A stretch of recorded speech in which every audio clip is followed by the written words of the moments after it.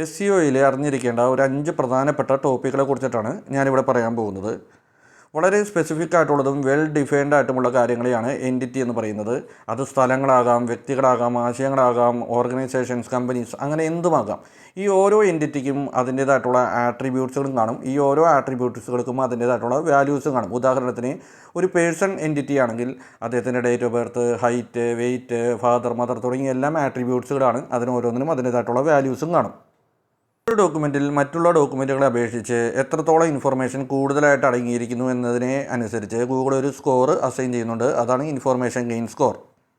ഒരു വെബ്സൈറ്റിൽ ഒരു പർട്ടിക്കുലർ ടോപ്പിക്കിനെ കുറിച്ച് എത്രത്തോളം ആർട്ടിക്കിൾസ്, എത്രത്തോളം ഇൻഡെപ്തായിട്ട് പറഞ്ഞിരിക്കുന്നു തുടങ്ങിയ കാര്യങ്ങളെല്ലാം നോക്കിക്കൊണ്ട് ഒരു സ്കോർ ഗൂഗിൾ അസൈൻ ചെയ്യുന്നുണ്ട്. അതാണ് topical authority score. Expertise, experience, authority and trust എന്ന് പറയുന്നത് ഗൂഗിളിൻ്റെ മൾട്ടിപ്പിൾ റാങ്കിങ് ഫാക്ടേഴ്സ് കമ്പൈൻ ചെയ്തിട്ടുള്ള ഒരു ഫ്രെയിം വർക്കാണ്. ഒരു പർട്ടിക്കുലർ ടോപ്പിക്കിനെ സംബന്ധിച്ചിട്ട് ആ ഓർഗനൈസേഷൻ, അതല്ലെങ്കിൽ ആ വെബ്സൈറ്റ്, അതല്ലെങ്കിൽ അത് എഴുതിയിരിക്കുന്ന വ്യക്തി, അവർക്കതിനകത്തുള്ള എക്സ്പീരിയൻസ് എന്താണ്, എക്സ്പെർട്ടൈസ് എന്താണ്, അതോറിറ്റി എന്താണ്, ട്രസ്റ്റ് എന്താണ് തുടങ്ങിയ കാര്യങ്ങൾ പരിഗണിച്ചുകൊണ്ട് ഗൂഗിൾ റാങ്ക് ചെയ്യാനുള്ള ശ്രമം നടത്തുന്നുണ്ട്. ഇത് YMYL കണ്ടൻറ്റുകളിൽ ഇത് വളരെ കൂടുതലായിട്ട് ഗൂഗിൾ അപ്ലൈ ചെയ്യുന്നുണ്ട്. ഓരോ വെബ്സൈറ്റിനും ഗൂഗിൾ ഒരു ക്രോൾ ബഡ്ജറ്റ് അലോക്കേറ്റ് ചെയ്തിട്ടുണ്ട്. ഒരു ക്രോളിംഗ് നടന്നാൽ മാത്രമാണ് നമ്മുടെ വെബ്സൈറ്റ് ഇൻഡെക്സ് ആവുകയും റാങ്ക് ആവുകയും എല്ലാം ചെയ്യുകയുള്ളൂ.